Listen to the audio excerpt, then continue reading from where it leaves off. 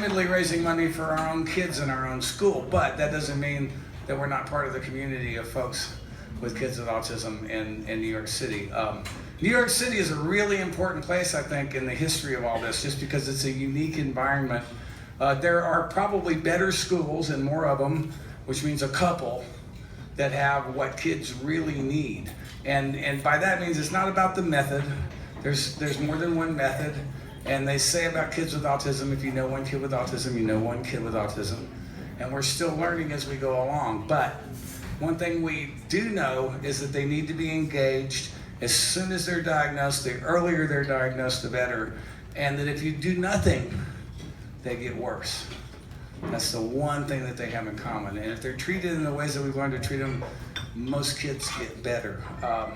In New York City, the law says that if the public school system can't provide a service that your kid, an education that your kid with a special need requires, then they have to come up with the money to help you pay for it from a private source. Now, that is a really great law that's existed here for a long time, but for the past several decades, and administrations, Republican, the law is become an almost unfunded law. So what happens is the law says that every kid that needs to be in these schools, and it's expensive because it's when it's really done correctly, the ratio should be 1-on-1 or something really close to that, and that's expensive. That many teachers, a teacher for every child, basically, and not a babysitter for every child, a teacher for every child. I had it, what you do to get that money, because there isn't enough money in the funds that were designated for it, is you have to litigate. So the only people that are getting these services are people that they have some means to at least hire somebody to represent them and to litigate, or really, really rich people, because it's expensive. And in spite of that, and the kids are all paying full tuition at these schools one way or the other because they kind of have to. They may be getting the money from public services, it may be coming out of pocket, but it's still, at 50 kids, which is the number of kids in McCartan, it's absolutely impossible. And it's probably not a number where it's sort of like symphony orchestras. There's probably no way to fund it from tuition alone.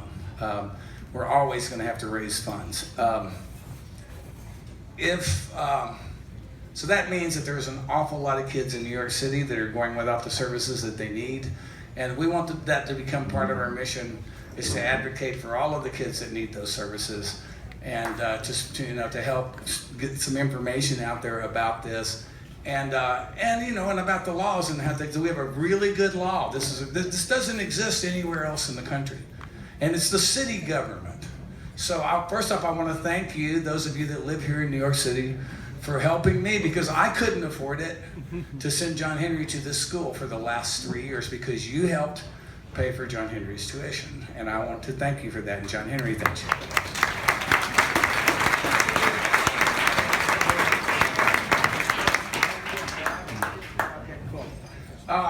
But like I said, we'll keep talking about all this as it winds on. I have done a lot of things like this over the years. This is like, I've worked around some tough issues. This one's personal, so I'm going to be probably working this one a lot for the rest of my life.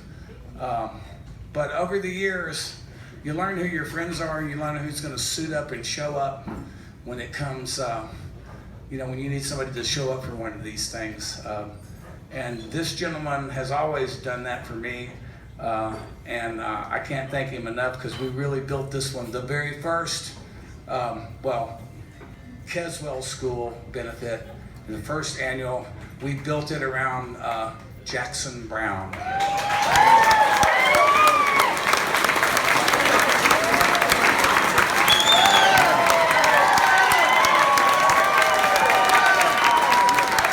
Hey everybody, it's so great to be here tonight. Thank you.